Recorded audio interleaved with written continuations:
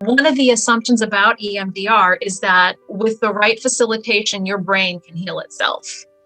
Your soul can heal itself. And so as you are processing a discrete trauma, just seeing all these adaptive shifts in the process as the therapist is checking in with the client, it's so fun to just watch. And you just sit there and you say, okay, go with that, keep going. And meanwhile, you're in your seat cheering. Yeah. You're not saying anything, but you're like, okay, this is working. It's so rewarding to see that process and that change as someone releases all this negativity related to an incident and come out more empowered. One way of thinking about family systems is of a mobile.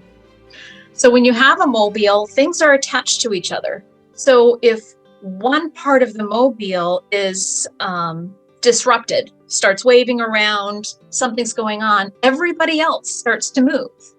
And so that's why the family systems therapy is so important, because if one of the parents has a car accident, that whole thing is going to begin to move. And what may come out as a symptom in a child may be about a larger thing that has happened in the family and that they all need to process. Mm-hmm. A parent brings in a child because they want to make sure that they're okay after that, seeing mommy this way. Well, is mommy okay? Yeah. Let's process this and make sure that mommy is feeling like she's fully recovered so that she can be the present parent that she was for her child before. Because if she's still super anxious, her kid feels that. And maybe he was acting out, but was that acting out about, something else? Or was it about this anxiety that he feels in the household? Yeah. So it's all a part of one beautiful system that if we work, I can work with just one part, but especially when we're talking about anyone under the age of 12, we really need to involve the parents. There is, in a conversation between two people or more, there is the content and then there is the process.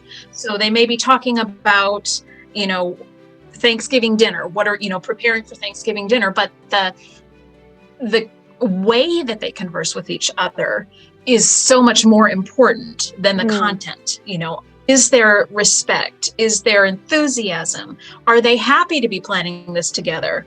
Are they resentful? Is, all of that. Is one being pushy?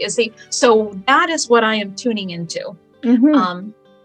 So everything is, with couples, there is a point where I just let them go, just let them talk and see what they're doing. Mm-hmm. And then at some point I begin to step in, interrupt, build more structure.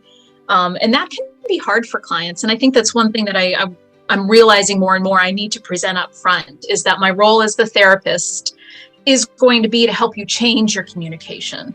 So I may be interrupting you, and it's not that I disagree with what you're saying. It's that it's important that I stop these quote unquote bullets. Yeah.